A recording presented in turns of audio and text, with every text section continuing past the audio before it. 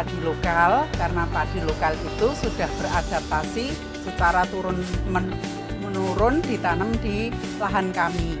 Di samping itu juga dengan padi lokal hasilnya juga lebih bagus, pupuknya, obat-obatannya juga bisa dipadukan dengan memakai bahan dari lokal. Juga rasanya lebih enak, kandungan nutrisinya juga lebih lengkap karena umurnya biasanya lebih panjang sedikit dibandingkan dengan padi-padi yang modern atau yang konvensional.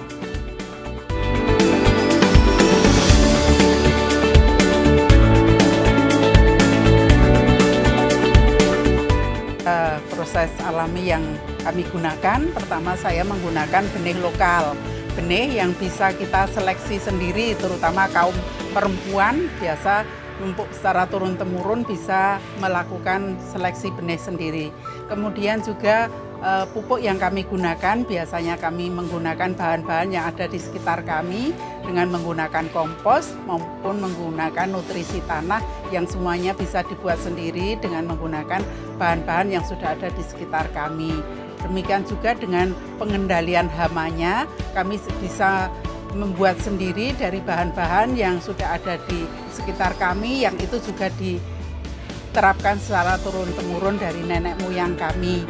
Bisa menggunakan bahan-bahan yang berasal dari sini, contohnya saja bahan-bahan yang baunya langu, kemudian juga yang pahit, kemudian juga dari empon-empon yang ada di sekitar kami rendam, bisa kita gunakan untuk pengendalian obat. Jadi sifatnya hanya memindahkan saja, mengurangi tetapi tidak membunuh, sehingga kita bisa berdampingan dengan siapa saja, dengan apa saja yang ada di sekitar kita, hidup secara harmonis.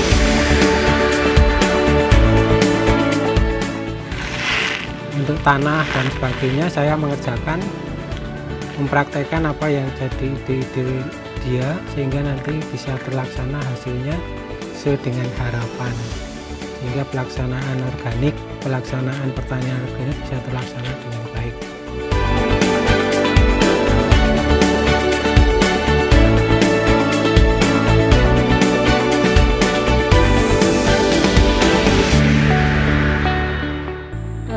Jenis bibit padi yang saya tanam yaitu 3 macam. Jenis padi merah, padi Bogowonto, padi Sri Kuning. Itu untuk bibit lokal yang saya tanam. Alasan saya untuk memilih bibit lokal yaitu karena saya memilih bibit lokal itu dengan melihat jenis tanah yang ada di sawah saya. Itu yang pertama. Terus yang kedua, saya memilih bibit lokal karena bibit lokal memberikan beragam gizi dan pangan untuk keluarga kami.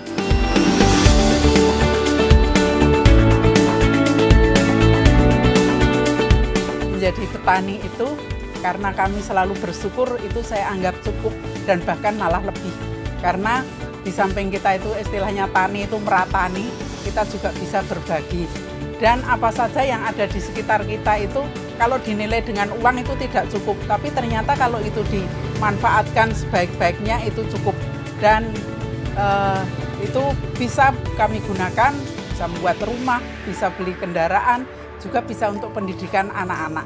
Ternyata itu cukup, bahkan juga bisa dikatakan lebih.